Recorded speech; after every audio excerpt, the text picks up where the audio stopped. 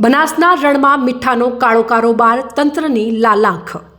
બનાસકાંઠા જિલ્લાના સરહદી સુઈગામ તાલુકાને અડીને આવેલા કચ્છના નાના રણમાં સફેદ મીઠામાં કાળો કારોબાર ભાળી ગયેલા રણમાફિયાઓ દ્વારા બોરુ અને મસાલી નજીકના કચ્છના નાના રણમાં સરકારની માલિકીની હજારો હેક્ટર જમીનમાં કબજો કરી મીઠું પકવવાનો કાળો કારોબાર કરી રહ્યા છે। એક જાગૃત નાગરિક દ્વારા નેશનલ ગ્રીન ટ્રિબ્યુનલમાં આ બાબતે પુરાવા સાથે લેખિત રજૂઆત કરતા એનજીટી દ્વારા આ બાબતે જીપીબીસી બોર્ડને તપાસ કરવાનો આદેશ આપેલ। જીપીબીસી દ્વારા એક તપાસ સમિતિની રચના કરી હતી।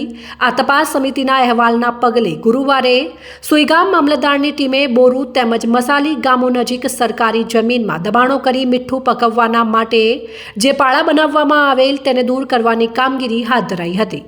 સુઈગામ મામલતદારની ટીમ દ્વારા 3 જેસીબી અને 2 લોડર દ્વારા સવારથી જ ગેરકાયદેસર પાળા તોડવાની કામગીરીની શરૂઆત કરી હતી।